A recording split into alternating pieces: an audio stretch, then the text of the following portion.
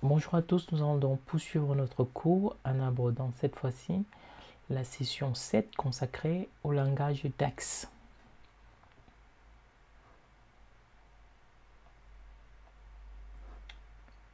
Alors dans cette session, vous serez donc à mesure de créer ce qu'on appelle les mesures, en anglais measure.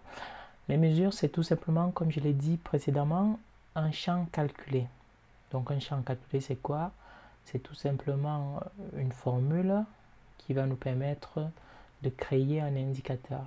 Un indicateur, comme indicateur, on peut avoir par exemple la moyenne, une écart type, le maximum, le minimum, un ratio, un rendement, un indicateur.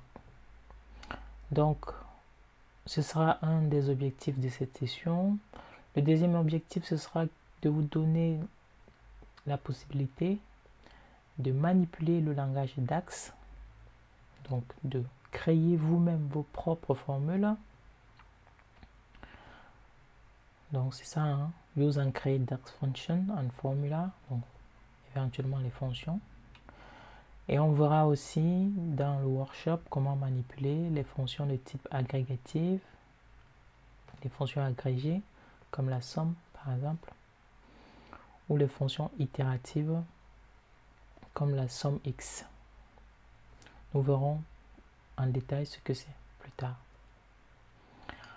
Alors, pour commencer, nous allons faire la différence entre une mesure et une nouvelle colonne. Nous avons par exemple vu au tout début de notre cours, lorsqu'on créait la colonne montant, on utilisait une fonction, une formule en disant qui disait que la colonne montant est le produit du champ prix facturé multiplié par les quantités. Donc, comme vous pouvez constater, nous créons une nouvelle colonne. Une nouvelle colonne veut dire que on a de nouvelles données qui vont être stockées dans Power BI. Donc ça a pour conséquence le fait que la nouvelle colonne va consommer de l'espace. Contrairement à un champ calculé, à une mesure qui va tout simplement qui ne va pas utiliser l'espace, voilà.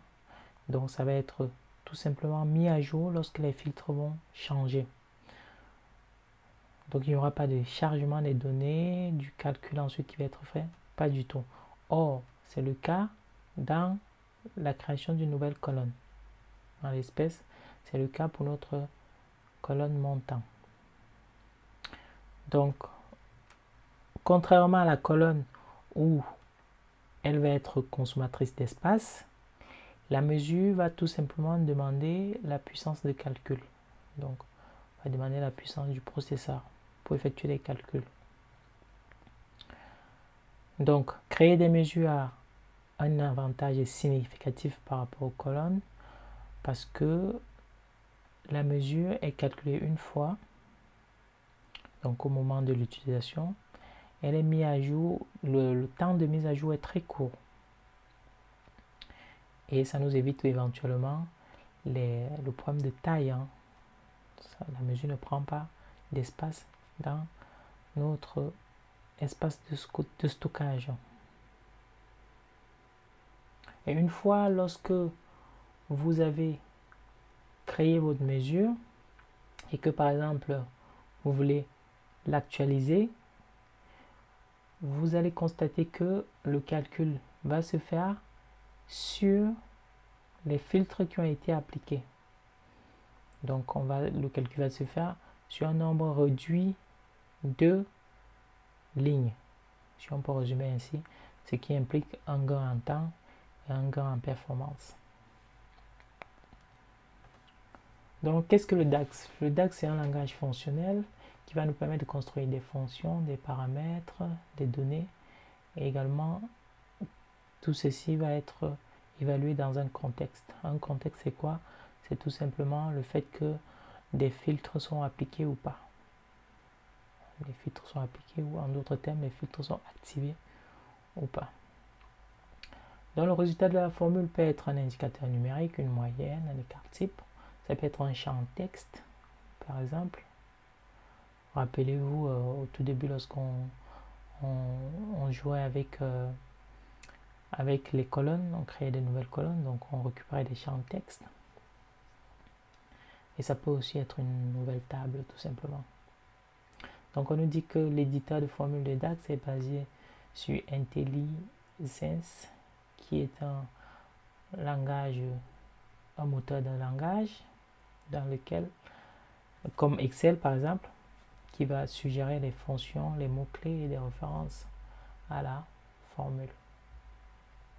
Donc il y a quelque part un système d'autocomplétion en fait. Donc DAX est utilisé dans Power BI, dans Excel, dans Tabular, dans Azure. Alors, pour ce qui est des composants des éléments de DAX, il faut savoir que DAX dispose de plus de 200 fonctions. Il y a également des paramètres qui peuvent être des valeurs ou des tables. Les premières sont appelées des fonctions scalaires et les secondes, lorsqu'il s'agit des paramètres de table, sont appelés des tables, des paramètres tabulaires. Des paramètres incluent aussi des indicateurs,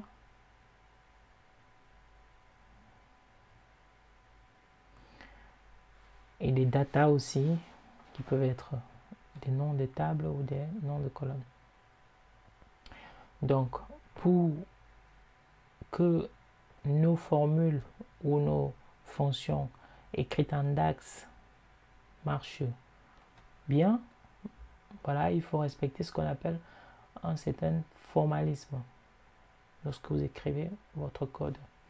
Le formalisme, c'est quoi? C'est par exemple le saut à la ligne, l'indentation. L'indentation, c'est l'espace. Vous voyez, souvent il y a des espaces qui sont créés grâce à la touche tabulation. Et aussi, éventuellement, de mettre des commentaires dans votre code. Très important les commentaires parce que demain, si vous n'êtes pas là et que c'est une nouvelle personne qui reprend votre code, il doit être capable de pouvoir savoir quelle formule vous avez créée sans besoin effectivement de tourner, de faire marcher cette fonction. Donc les commentaires ont pour rôle de permettre comme ça d'indiquer ce qui va être réalisé dans la fonction ou par ce bout de code. Et aussi il faut mettre des espaces. Les espaces et des retours à la ligne sont créés grâce à la touche, ce que je disais également, Shift Entrée. Ne cliquez pas sur Shift, ça ne marchera pas. Il faut sur Entrée, ça ne marchera pas.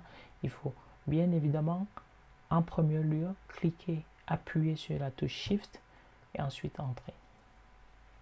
Donc 3 façons de créer les commentaires: le double hyphen tiré de 6 pour une ligne de commentaires.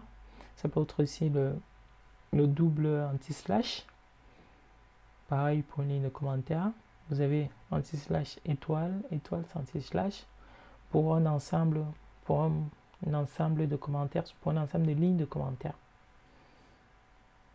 Ouais, donc vous mettez ça, cet anti-slash là, étoile, vous mettez vos commentaires, je sais pas, 10 lignes de commentaires, et après à la fin vous remettez étoile anti-slash. Voilà. Donc pour la suite,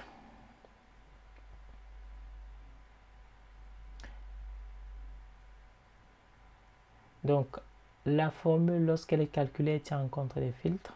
Si vous avez des filtres activés sur votre visuel, sachez que la formule va tenir compte de ces filtres, sauf si vous utilisez des instructions comme all. Oui, on verra concrètement dans le workshop ce que ça a des implications.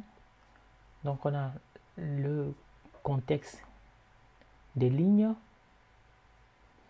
Au contexte only apply when creating a column and using an X function as well as filter function. Donc ici on a le contexte des lignes. On nous dit que ça s'applique lorsqu'on va utiliser ici des fonctions x, somme x, average x, con x.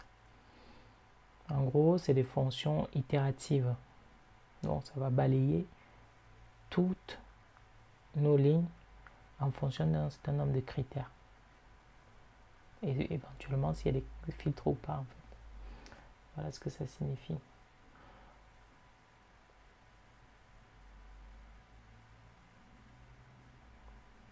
X-function also called iterator, c'est des itérateurs. Parce que ça évalue chaque ligne dans la table passée comme paramètre.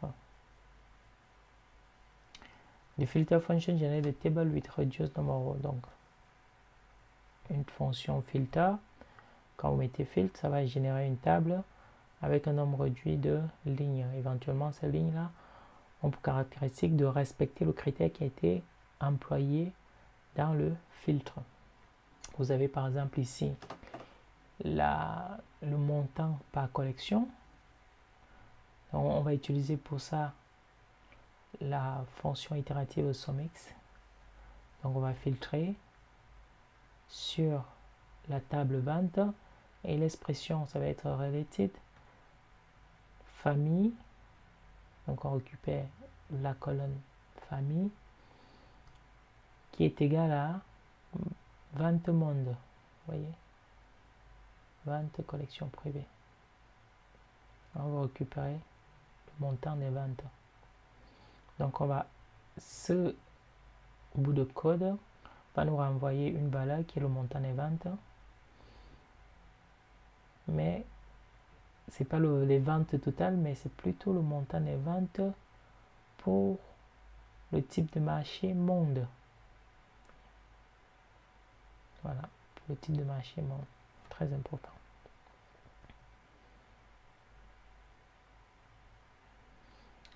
Pour chaque calcul effectué, le contexte de filtre évalué est défini implicitement.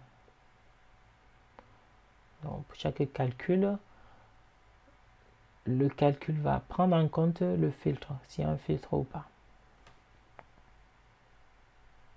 Ça peut être affecté par les autres données qui sont affichées, les colonnes ou les lignes de la matrice. Ça peut être affecté également par des filtres ou des segments, par d'autres visuels. Ok. Vous avez par exemple ici le montant pas payé. Si les ventes, on veut la somme des quantités vendues, on nous dit que si le pays c'est France, tu ne renvoies rien. Select evaluate check the present if the filter context of the filter event is France. On the car where the calculation is display in present filter. Donc s'il y a le filtre France, tu renvoies NA. Sinon, tu renvoies la somme des quantités vendues. Voilà ce que fait ce code.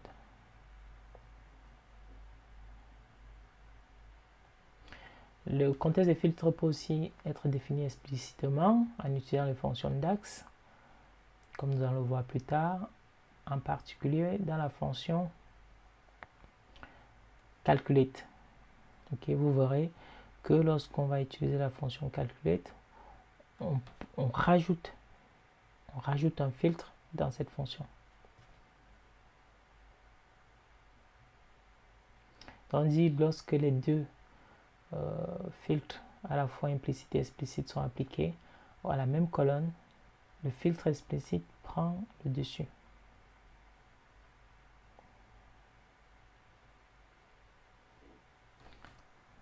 Donc, je ne vais pas rentrer dans ce qui est des filtres automatiques, propagation, les relations 1 à n.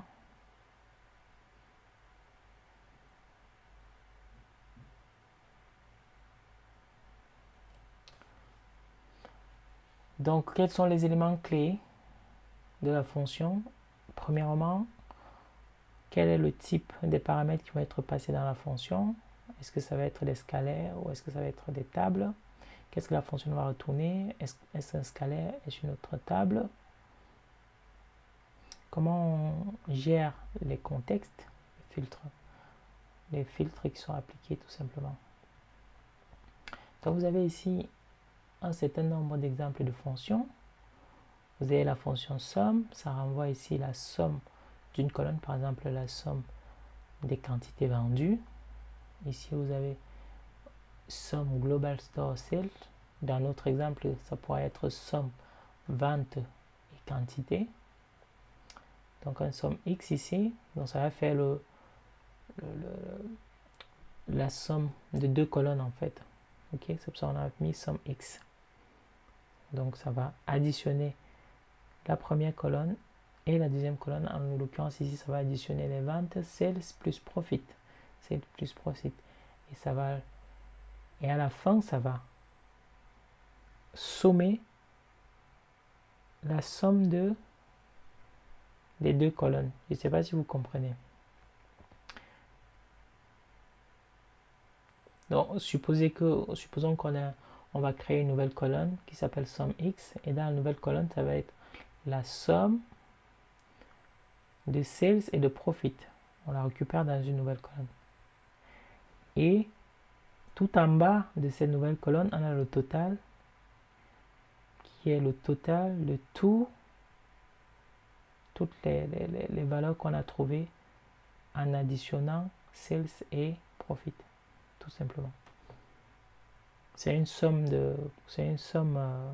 croisée, comme on parle de cross prod, produit croisé. Ici c'est somme croisée, si vous voulez. Donc pareil, on a la moyenne pour un champ, voilà, moyenne vente produit, moyenne global superstore product, profit, min max, canro, on compte le nombre de lignes, value, on compte le nombre de valeurs pour un champ donné, produit nom ici, calculate, voilà, on peut calculer comme ça la somme des ventes avec un filtre au niveau des catégories, donc somme des ventes pour la catégorie fourniture. On peut également filtrer sur la catégorie fourniture. On peut également avoir ici all, tout en fait, tous les champs de la colonne city. Et ici all selected, vous verrez la différence tout à l'heure dans le workshop. All selected, ça veut dire que ça va prendre en compte le contexte, ça va prendre en compte les filtres qui vont être activés, contrairement à all qui ne prend pas en compte les filtres activés. Ok? Donc concrètement, ça veut dire quoi? Ça veut dire que sur notre visuel, si on a par exemple l'année 1998 qui est activée, donc ici, si on fait all global store catégorie ou all global store, je sais pas, profit, all global store profit, ça va nous donner la somme du profit de tous les années sans tenir compte de l'année 98 qui est activée. Or, si on fait all selected, ça va nous donner la somme de l'année 98 et pas de toutes les années. Voilà la différence entre ces deux fonctions. Vous avez également des fonctions de temps, voilà, pour ajouter une nouvelle date, par exemple, date add, date is period, total quarter to date, total year to date, month to date. Vous avez les fonctions de date, calendar. Voilà, vous créez un calendrier, il part du 1er janvier 2018 jusqu'à jeudi. Vous avez la création de calendrier de façon automatique. Vous pouvez ajouter les colonnes et leur donner un nom, quoi. Dans la table date 2, on peut rajouter month number, ce sera le nom avec le format. Oui, vous avez le format. Également les champs related, reliés. On a les summarize.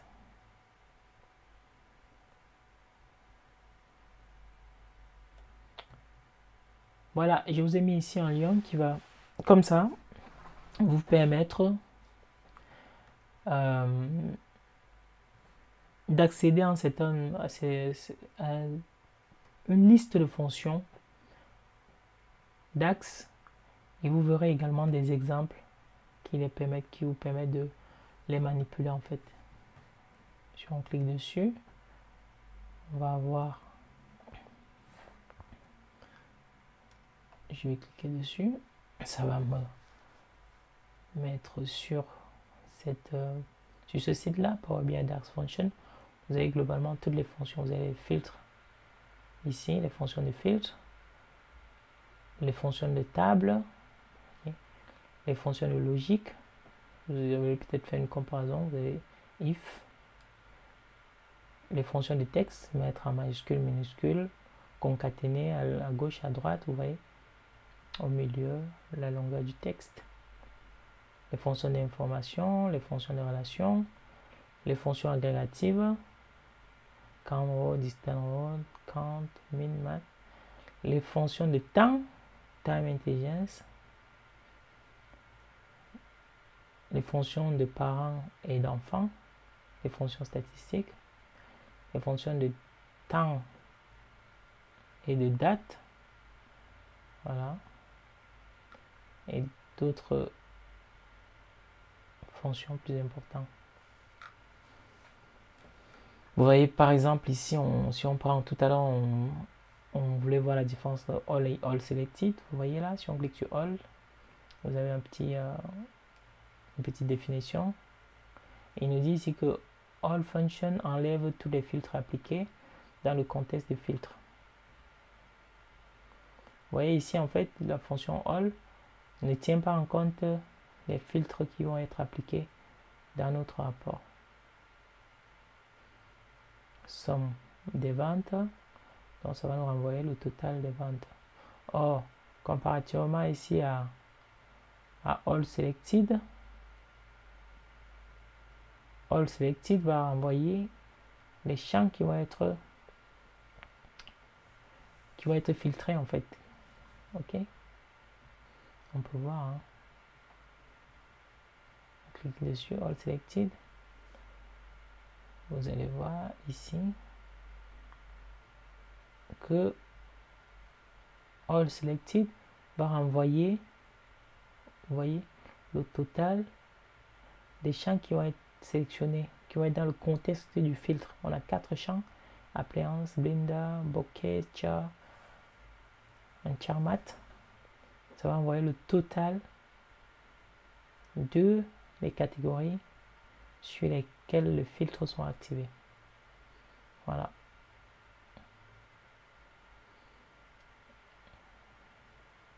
Voilà. Donc, on va repartir dans notre cours.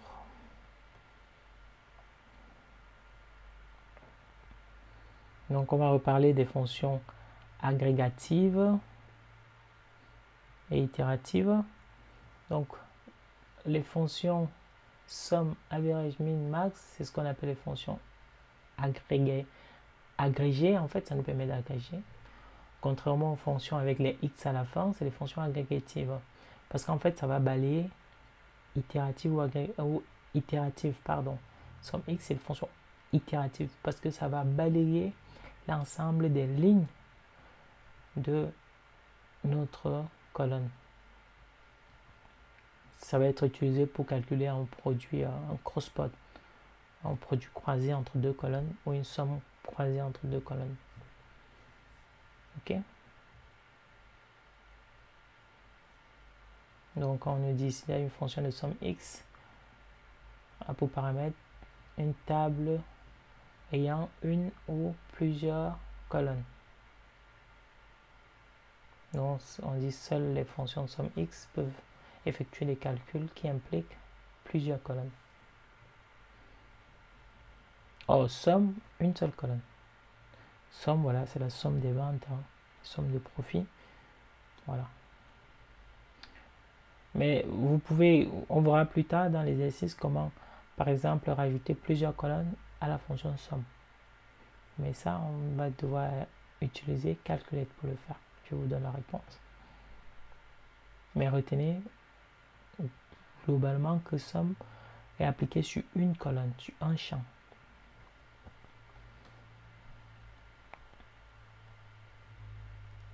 Donc somme, voilà, il prend toutes les lignes, il fait la somme, tout simplement. Or, somme x, il va traverser chaque ligne en considérant le filtre qui va être appliqué et il va faire effectuer les calculs de la fonction, de l'expression, et à la fin, il va sommer. Ce qu'on appelle un produit croisé ou une somme croisée. Je ne sais pas si somme croisée existe en français, mais c'est que produit croisé existe. Voilà.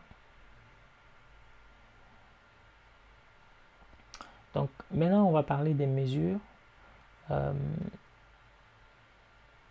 rapides. Les mesures rapides vont donc permettre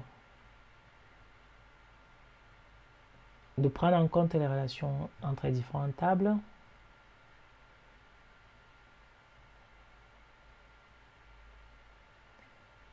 Et en sélectionnant, en fait, donc les relations vont être faites, vous aurez juste à sélectionner les colonnes qui vous intéressent. Le code est généré de façon automatique, ce qu'on appelle les mesures rapides, code généré de façon automatique, et le code peut être consulté. Le gros désavantage, c'est que voilà, c'est une mesure rapide, ça veut dire que on n'aura pas des mesures qui vont couvrir tous les cas possibles. Vous voyez, on veut par exemple calculer, je ne sais pas, le rendement de la catégorie nutrition. Ben ça, on ne va pas l'avoir avec une mesure rapide.